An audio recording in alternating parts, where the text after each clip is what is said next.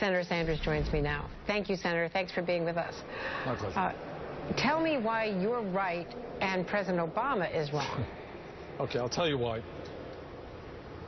Andrea, the middle class of this country has been disappearing for 40 years. And despite a huge increase in technology and productivity, we have millions of Americans who are working longer hours for low wages.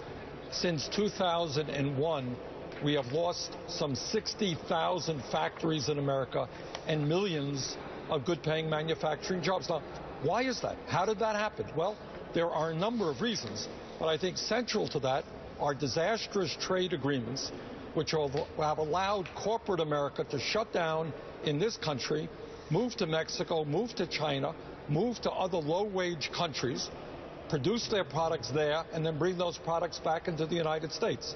The TPP, in my view, is a continuation of disastrous trade policies. Enough is enough. We need new approaches to trade, which creates jobs in America and not in China. Of course, what the president says is that things would be worse if not for trade agreements, that this trade agreement is better than previous trade agreements, has better protections, and that it's wrong to blame all the ills of the shrinking, the growing wage disparity, shrinking wage increases, shrinking manufacturing base on trade agreements.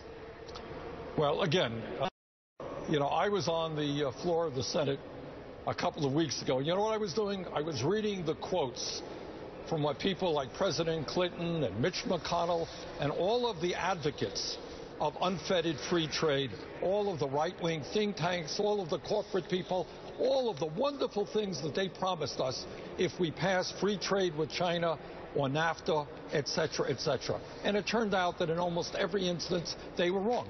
Now, I'm not saying that trade alone is the reason why the middle class is disappearing. I am saying, and we have all kinds of economic studies to back it up, that it is one of the central factors. Look, nobody doubts that corporations have shut down in America and gone to low-wage countries. It makes sense to them.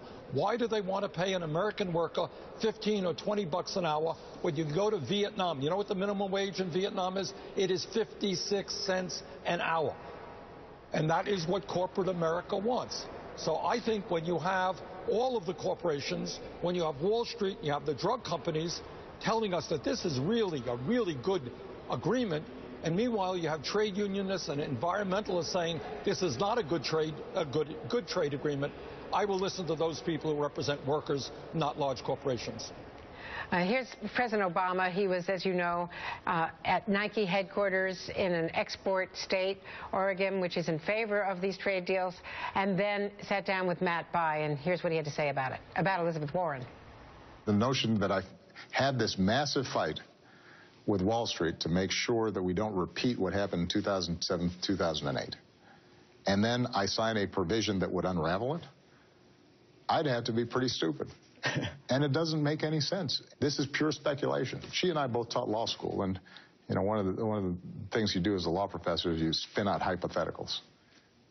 And this is all hypothetical, speculative. So it's just hypothetical. Well, I'm not a law professor, but this is what I know. That within this provision, within this agreement, there will be provisions for investor-state relationships. What this agreement will allow is for corporations to sue governments, local, state, federal, countries around the world, if they are inhibiting the future profits of that corporation. Let me give you an example of what has happened. In the tiny country of Uruguay, they have passed strong regulations trying to keep their children from smoking and get hooked on cigarettes. This has threatened the profits of Philip Morris. Philip Morris has taken them to an international tribunal in order to get back the profits they will lose. This is what it contained in the TPP, and I think that is an outrage. Governments have the right to protect the health and the environment of their people.